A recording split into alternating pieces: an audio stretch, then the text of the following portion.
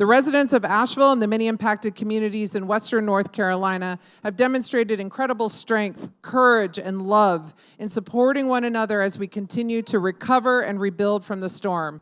Each and every day I am heartened by the immense demonstrations of selflessness and kindness displayed by our residents. My name is Esther Manheimer, and I'm mayor of the city of Asheville, and I'm honored to be with you tonight.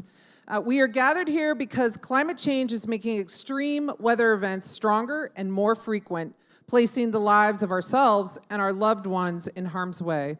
As a resident of Asheville, we know all too well the damage and destruction that extreme weather can exact on communities and an entire region.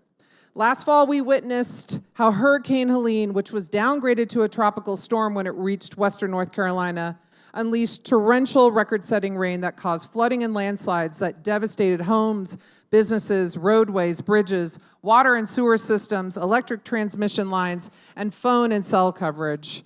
And tragically, 107 North Carolinians lost their lives due to storm-related causes, 43 of which were right here in Buncombe County.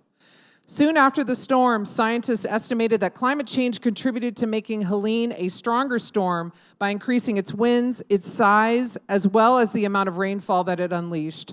Some estimates suggested climate change may have caused as much as 50% more rainfall during Hurricane Helene in some parts of Georgia and the Carolinas. The residents of Asheville and the many impacted communities in western North Carolina have demonstrated incredible strength, courage, and love in supporting one another as we continue to recover and rebuild from the storm. But our strong community, all by itself, is not enough to change the course of climate change.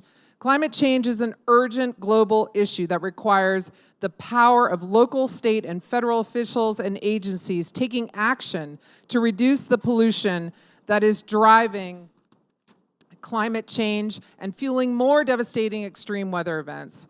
Some of the power to act on climate change starts with the United States Environmental Protection Agency, which has the authority to implement safeguards and reduce climate pollution. The testifiers you will hear from tonight will be sharing their personal stories about how they, their loved ones, or their coworkers have been impacted by extreme weather events such as Hurricane Helene.